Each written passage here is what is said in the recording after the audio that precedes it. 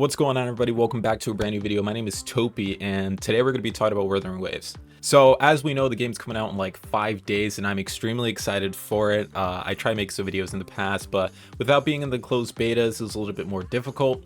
So the only way that I could find out more about the game is through media. And although I shouldn't have, I went to Reddit, and there was quite a few things on there. One of the things that stood out to me, though, was people talking about elemental reactions and how it was kind of an L on Kurogame's side that they didn't have it in the game. And I decided, well, I might as well make a video about that because honestly, that doesn't quite make much sense to me. First, I'd like to start off by saying a lot of people are saying that it copied Genshin, it's a Genshin clone and blah, blah, blah, and stuff like that. Yet they're also complaining about Wuthering Waves not having things that Genshin has in their game, which, I don't know, small thing, we'll move on from there. I'm going to talk about how elemental reactions is not a problem and also how it works for a game like Wuthering Waves. And we're going to start off with, first of all, the history of Kurogame. So Kurogame had a game in the past, and then it had another one, which is where I'm primarily going to be focusing on, which is Punishing Gray Raven. And there were no elemental reactions in that game. I've played that game a decent amount. It's still one of my favorite games. It's really awesome. And one thing that they do is they have specific zones or specific enemies that are weak to specific elements. So there is a thing called Warzone, and for Warzone there are certain zones, and for those certain zones there'll be buffs to specific elements. So for this one, Lee Hyperreal, as well as like Liv Imperia and Anami Starfire, they're going to be much stronger here than if you were to use like Lucia, Crimson Abyss or Lucia Plume or something like that.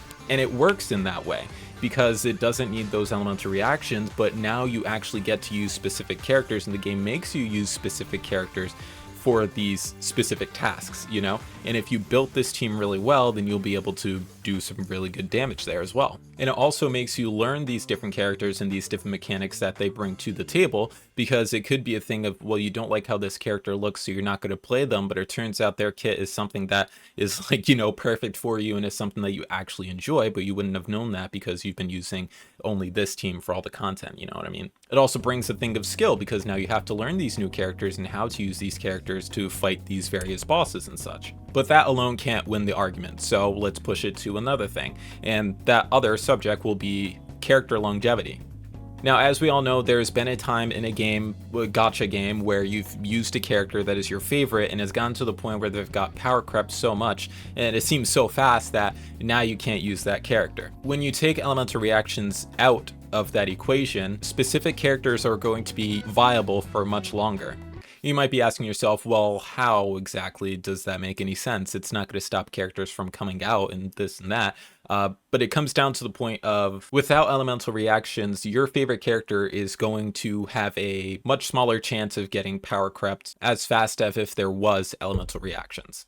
And we already seen this in Punishing Gray Raven with one character in particular, Lucia Plume, which was released in December of 2021, which is the attacker on the Frost team. If we look to see when she was power crept, it was all the way here in January 2024 by Isla Kalito. And although Isla Kalito does power creep her, Lucia Plume is still used on the Frost team. And the only time that she's not used in the Frost team is going to be here in November of 2024. That's a lot of time to use a specific character, right? And that's not to say that Lucia Plume was the strongest character in the game until Shu Sakura ends up being released. That's not the case. It's more of the thing of, without those elemental reactions and there being specific zones that make certain characters much stronger, she still had a place. Because yes, Bianca Stigmata as well as Lee Hyperreal are much stronger than Lucia Plume. It doesn't matter because Lucia Plume still had a place on that Ice team or that Frost team, where she was still a viable unit. And unfortunately, that's not the case for some other games.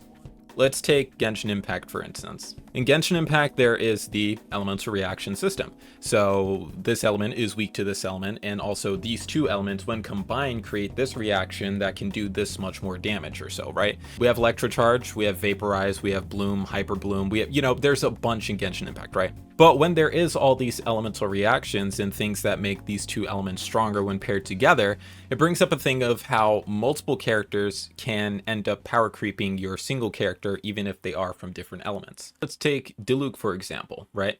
Diluc was my favorite character in Genshin Impact when I played, and I played that game a decent amount, by the way, so I see him get power crept time and time again, right? But there was a time where Diluc was the main fire DPS, right?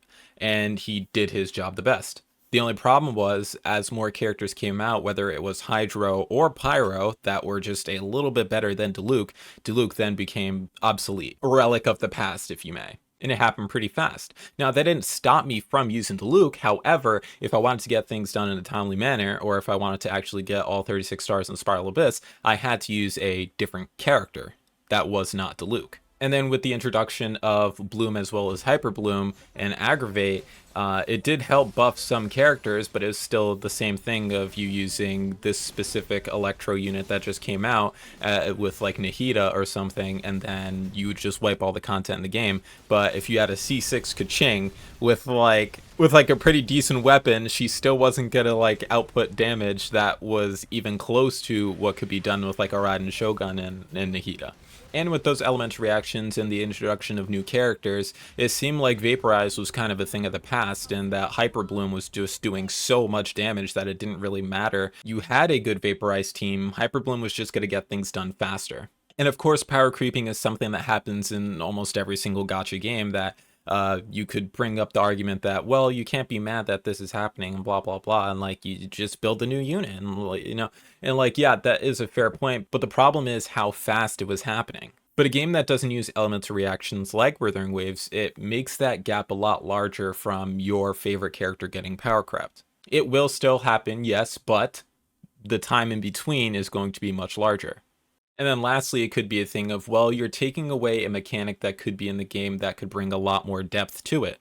And while that would be a valid argument, it doesn't really work in the case of Wuthering Waves because of how that game is already created and how that game operates already. As we know, we have the parry mechanic, which is, you know, always nice to have in a game and also adds a level of skill because not all attacks parry enemy attacks. You know, sometimes you'll have to use a specific attack to parry an enemy attack, and you can't just mash a normal attack, you know what I mean? So right there's a case of you having to learn something. There's a little bit of skill that is needed. In addition to that, there's still the intro and outro skills, which could be in the same genre as elemental reactions, because in order to create an elemental reaction, you'd have to apply a specific element and then use another element on top of that to create the reaction. The same thing is happening here. If you want that extra damage for your like Kalchar or something like that, you're going to have to use this specific character's ability first and then swap off, creating that outro skill, and then you'll be able to get that increase in DPS from your main DPS character. In addition to that, they also have the whole echo system, which adds in another, you know, piece of depth where you have to know when to use your echo, how to use your echo, and what echoes to use on your specific characters. This is also like the equipment for the game, but there's also the application of that specific echo. And I know I am missing a few things that you will have to have skill for in that game, but the depth is already there in Wuthering Waves. And with it having all these things going for it, as well as still having type advantages, elemental reactions are really not needed in this game. And I think that it works for not having it in this game as well.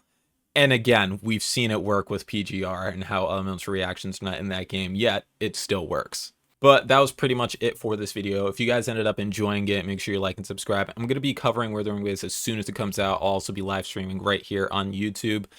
So make sure you guys subscribe and turn on the bell notifications so you get the noti for when I'm live streaming. Okay? Cool. That's it for me. My name is Topi. I'll see you all in the next video. Peace.